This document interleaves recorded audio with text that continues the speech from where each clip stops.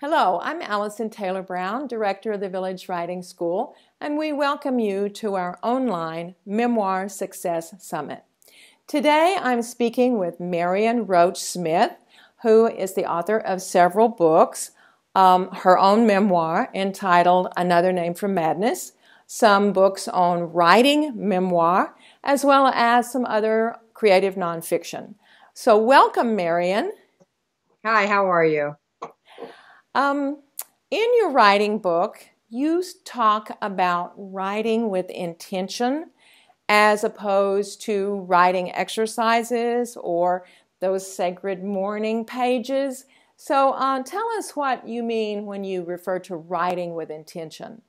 So it's actually writing with intent is the phrase that I use, and it refers to the idea of not practicing, but actually writing in full time, full stop, no more using prompts or exercises or morning pages. So what I'm talking about is putting those things aside in favor of spending that precious time with a goal. So that when I learned, for instance, I wrote a piece when I was at the New York Times, which was my first job out of college. I wrote a New York Times Magazine piece, and I was 25 years old. I had absolutely no idea how to do it. I studied the form, I mastered the form, and I published in the form. And that magazine piece led to my first book. Similarly, when I learned to write essays for National Public Radio's All Things Considered, I didn't ask them to change their length or their style for me. I studied the form, I mastered the form, and I published in the form. So I always say to people, what do you want to be? What kind of writer do you want to be? Where do you want to publish? Do you want to publish on your blog? Do you want to read essays on public radio? If you have a goal, that's what you want to be writing, and then you can stop wasting your time on these exercises, which actually have never taught anybody to write. They teach you to be good. It's like having a tennis pro play against you. Every shot gets hit right to you. Where's the danger in that? And when are you ever going to learn? So writing with intent is one of my signature phrases in my book, The Memoir Project, and I use it all the time in my teaching. Okay, well, I thought that was very interesting because from my own personal experience, I have found that all of those other things just suck off my creativity. And so by the time that I get ready to write, I'm already tapped out. It's true. And I have over 350 clients worldwide and have worked with literally thousands of people that I've worked with teaching memoir. And not one of them has been taught to write using exercise or prompts. I've got 32 books on my shelf here from my clients who have been published and countless essays and op-eds in the New York Times and lots of local papers from people that have worked with me. None of them used writing prompts. So I'm pretty sure that you don't need them. Uh-huh. Okay, well, great. So you make the point that people who are writing their memoir should be able to say, what is this about? Mm-hmm. Right? And it's about me. it's about a theme. So can you talk a little bit more about that? Sure. Memoir is not about you. Memoir is about something, and you are its illustration. And that is if you want anybody else to read it, and you do. Even if your book is for your child, you're publishing one copy of that book, and you want your child to read it. Imagine the difference between being given a book by your mom that's a diary, or being given a book by your mom that's about something, for instance, How to Be Brave, that is illustrated with her experiences in courage. Now, which one would you rather read? So I teach all of my students from everything from a blog post to an essay to a book that it needs to be about something as illustrated by something in your life. Memoir is what you know after something you've been through. And it's what you know that you're willing to share with me.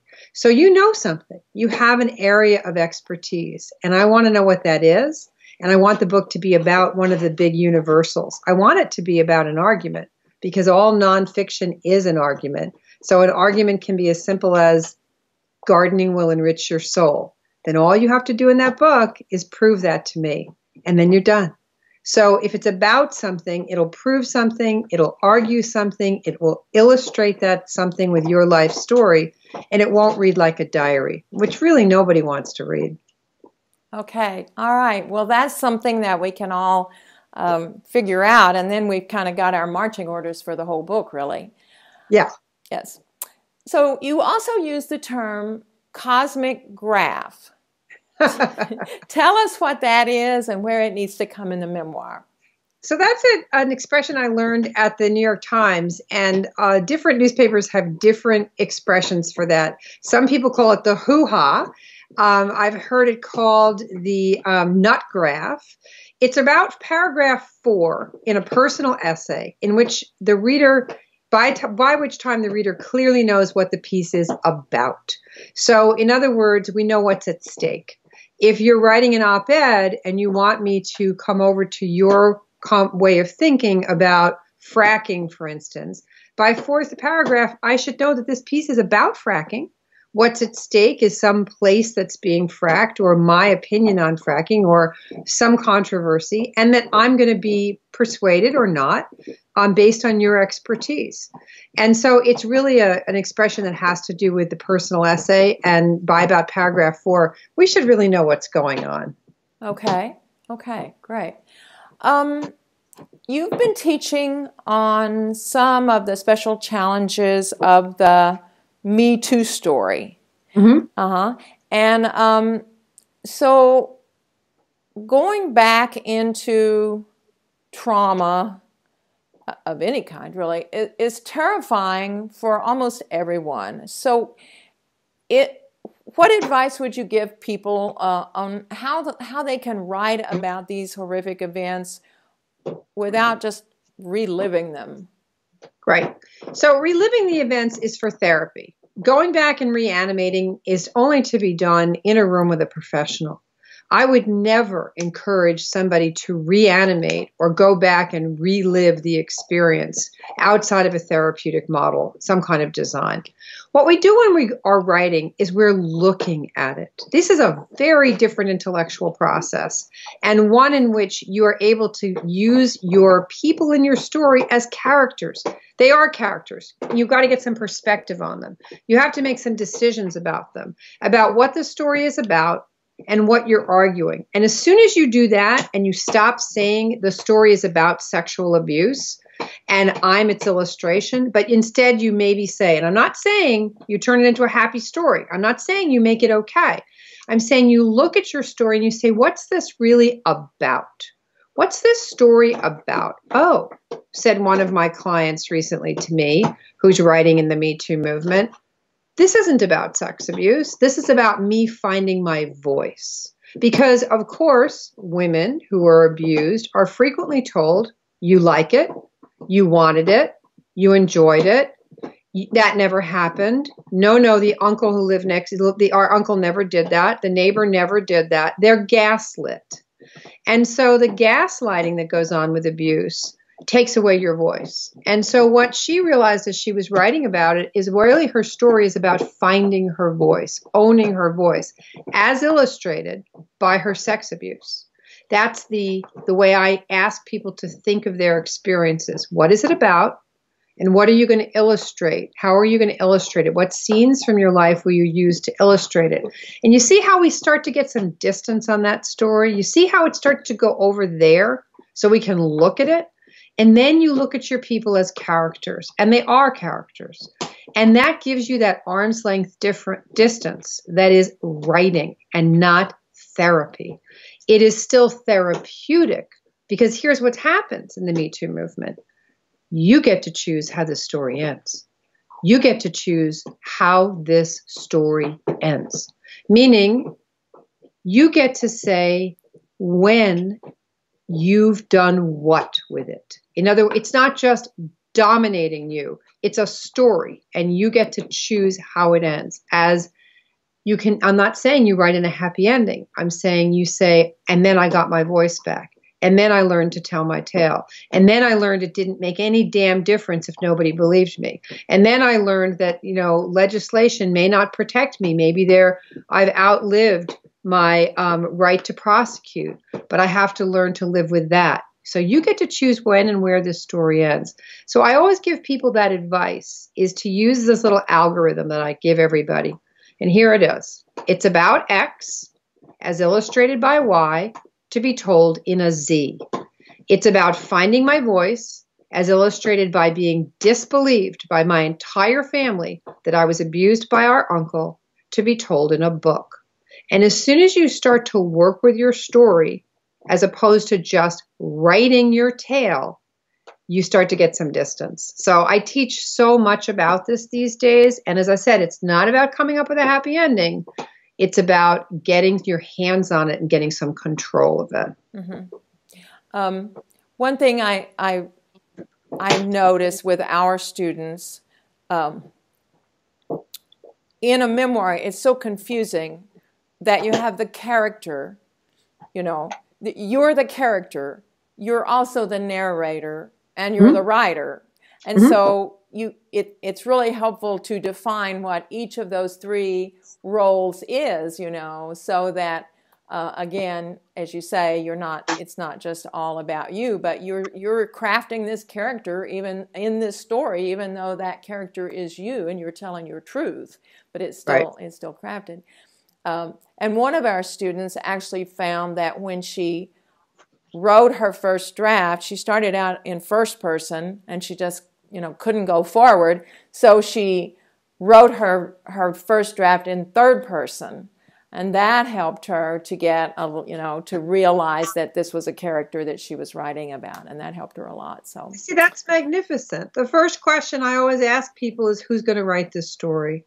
And meaning who? Are you going to write it from here at 62 years old, knowing what you know now, having been quiet for 38 years, having been hushed for 38 years, having been told to stay quiet for 38 years, knowing what you know now? Or are you going to write it from the perspective of the little girl who's being abused by the uncle? If you want to shift first person, second person, third person, why? And what's that going to do for your argument?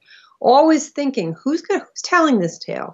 And as soon as we ask these kinds of questions, we start to get some distance on the story. So it's exactly right to ask yourself, which one of the women I am, which one of the people I've been is writing this story, and how am I going to give her access to the tale? So that's great. I love that whole question, because I always see people start to get control of something that's always controlled them. And that's the key here with the Me Too movement stories, is you're getting control over the story. It's not that I'm asking you to go back and relive it. I am absolutely not asking you to do that. Okay, that's great. Great. Things for people to think about. So how can we tell these stories? I mean, I personally don't read war stories, and I don't read stories where dogs die, and I don't read, so people sometimes have a resistance to reading some of these horrible tales. So how do we make them so that other people want to read them?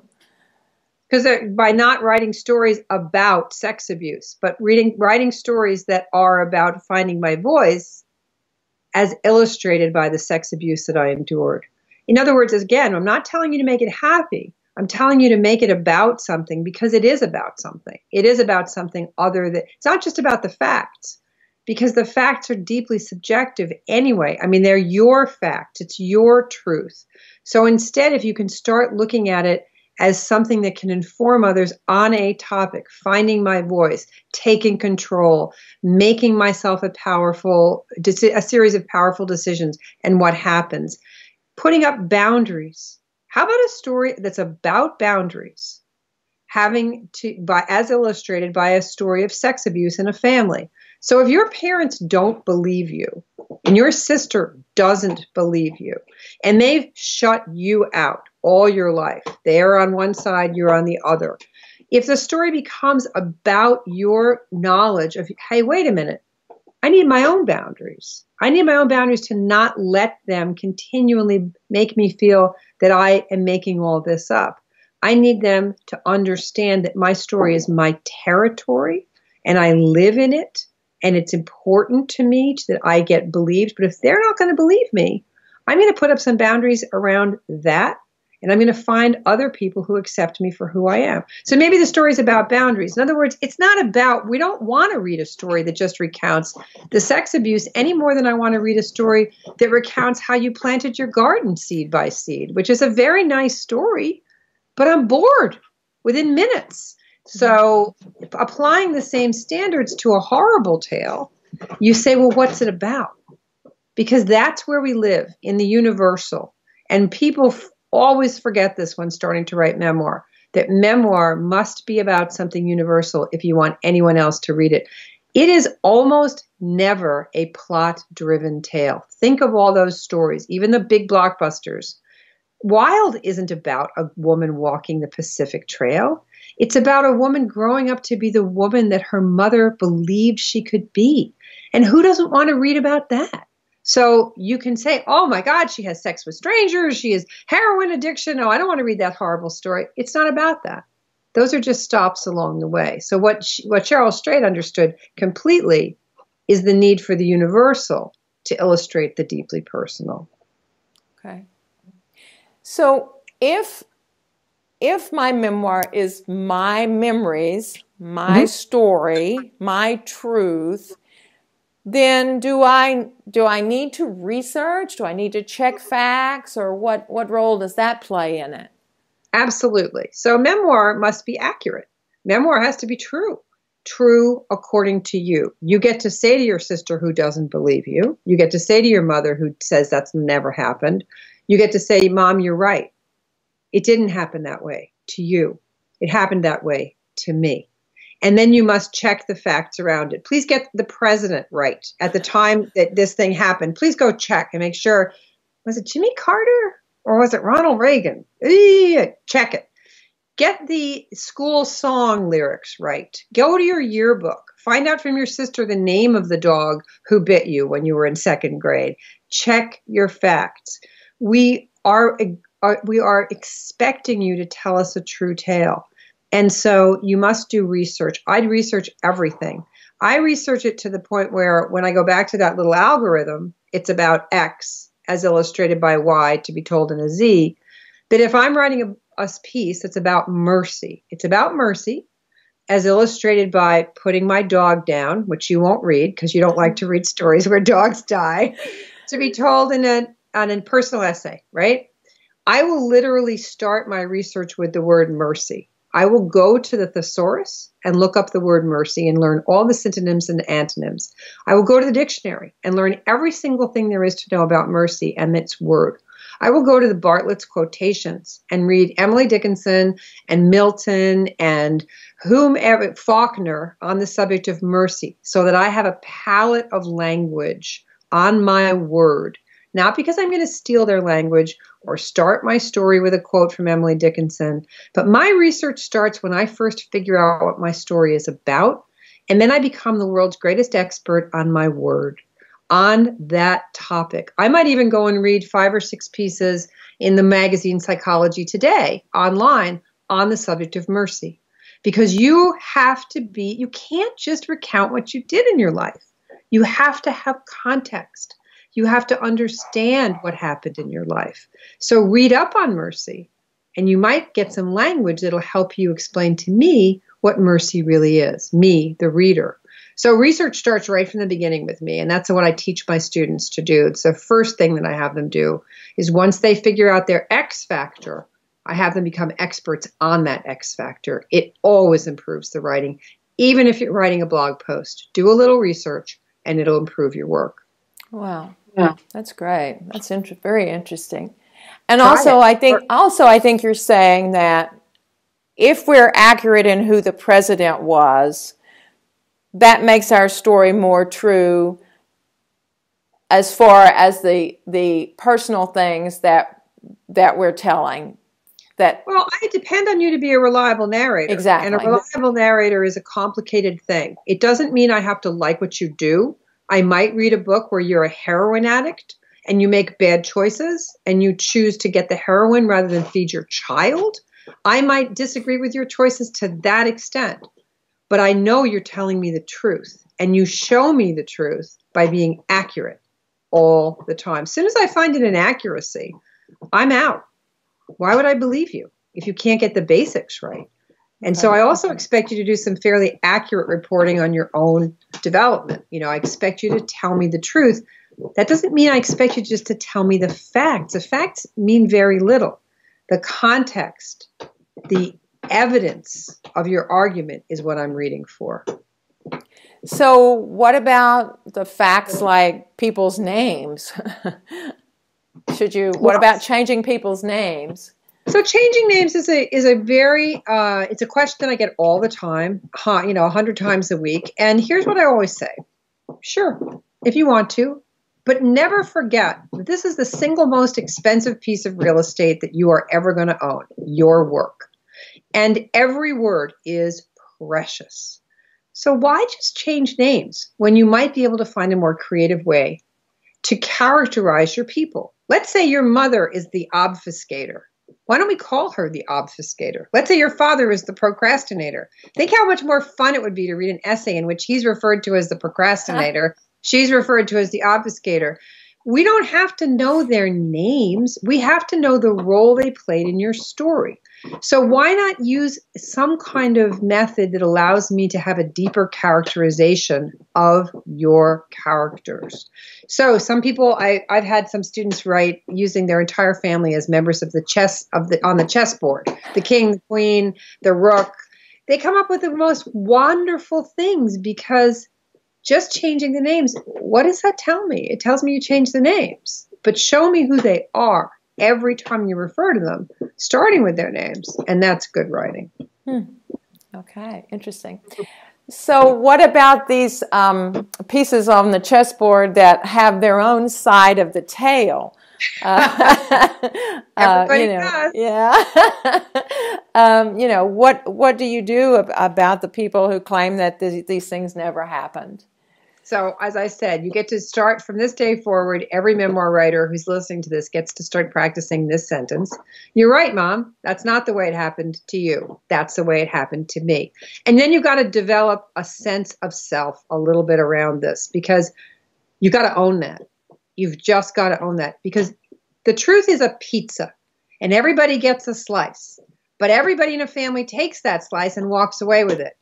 Christmas 2014. Just think of it, or Kwanzaa 2014 or Hanukkah 2014. It's an event, and 8 of you were there. There are 8 versions of that afternoon, and only if you brought them all back and extracted every single fact from every single person could you even begin to approach whatever the truth is. And of course, the truth evaporates in a second. In a second, it's gone.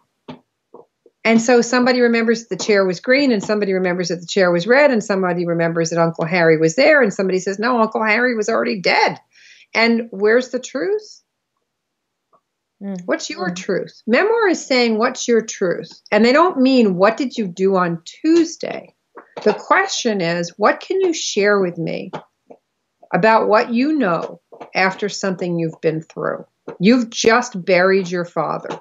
You've just endured an alcoholic marriage. You've just learned to meditate. You've just raised 12 dogs in your life. You must know something. You have an area of expertise. In fact, you have 100 of them. And I'd like you to write memoir from one of them at a time. So you have a writing life ahead of you. If this is the way I teach writing, and it's unique to me, that the first thing you do is talk to yourself about your areas of expertise, what you know after what you've been through. I have expertise. I'm a daughter. I'm a mother. I'm a wife. I garden. I've had 12 dogs in my life, never more than one at a time. I'm the one that always breaks bad news in my family. If somebody has to be sat down and told something tough, I'm the one that does it. I have areas of expertise. And the way I teach memoir, you start with knowing what your story is about. You decide on which area of expertise is going to write it, where you write from. You come up with an argument. You come up with the illustration of scenes that you're going to deploy from your life to prove that argument. And when you're done is when you prove that argument. And it is a system that will never fail you. What fails people is when they just keep writing and writing and writing like it's a date book. Because there's no end to that tale. Every day, I have to write more because something happened yesterday. That's not memoir. That's a diary. And God bless you. But don't expect it to be a narrative tale. It's not. It is to you, but it's not to me. So that's how we control for all of those things. Okay. Okay. So you mentioned earlier several times that you're not asking for people to try to write a happy ending. And yet we do want, we want some kind of closure at the end of the story. We want to see a character arc.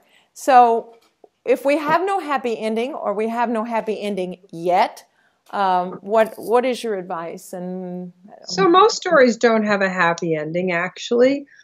But I think it is a happy ending, or I think it's a different ending, or I think it's an evolution when you explore transcendence. And memoir is about transcendence. Something has to happen, or else why am I reading this book? You have to go from here to there, from when I didn't have a voice to having a voice, from when I couldn't meditate and I thought meditating was for idiots, to ending up in the ER because I thought I was having a heart attack. And the doctor says, no, that's a panic attack. You're a little overstrung. To him suggesting or her suggesting that you learn to meditate, to you rejecting that, to finally taking it on, learning it, and going through life a lot more calm than you were. It's not a happy ending because you still have the anxiety. It's a happy ending-ish because you have the skill. And you had a transcendent experience. So memoir is about the transcendence. It's about the here to there. And everybody misunderstands that. They think it's the story that begins with their great-great-great-grandfather and ends with what they had for lunch yesterday. And that's autobiography, and only the famous are supposed to write that because we really, really, really don't care. Okay. We know where you ended up already, like Elvis or a president or the first Hispanic Supreme Court Justice of the United States. We care about those small moments because I want to know how Sonia Sotomayor grew up in poverty and got a full ride to Princeton, and the struggle she must have had to endure as a Hispanic woman at Princeton. I want to know about the day-to-day.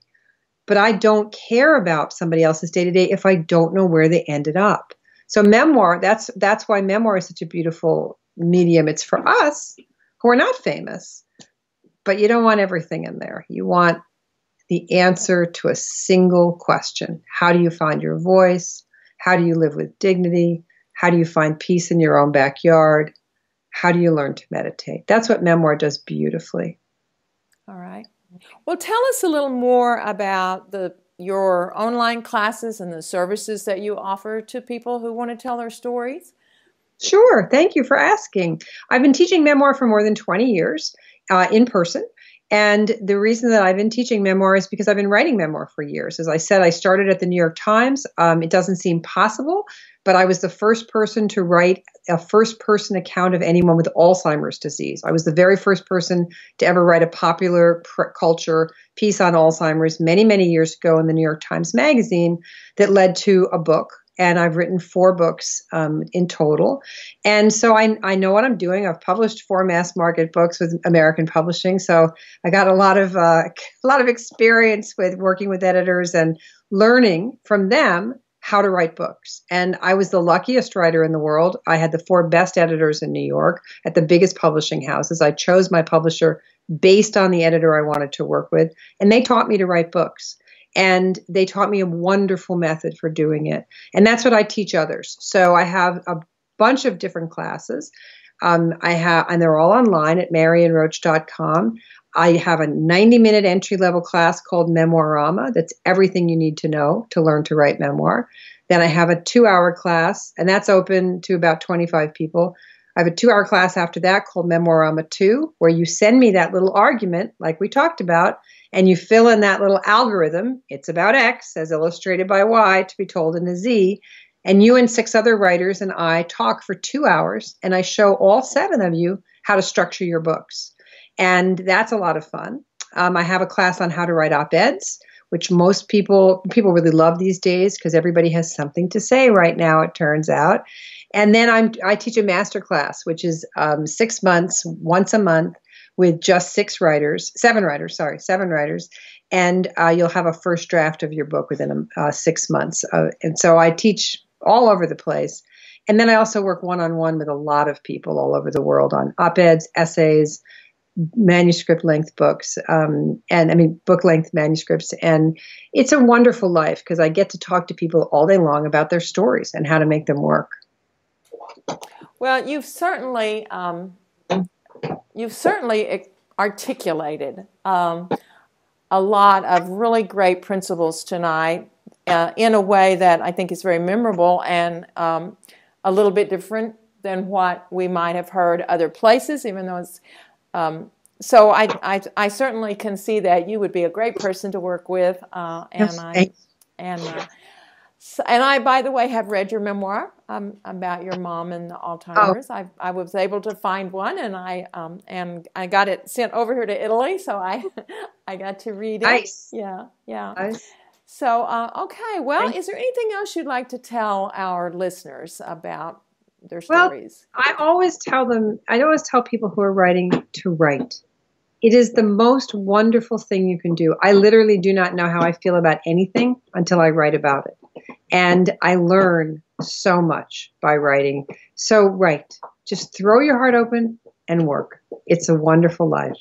And thank you so much for inviting me to be part of this. I'm so grateful. You brought a lot to our conference, and we really appreciate it. And I'm sure that several of our people will go to your website and look at. I certainly recommend your book, which I've been studying, and so I'm sure you'll hear from some of us again. So thank you so much. Be well. All right. Bye bye.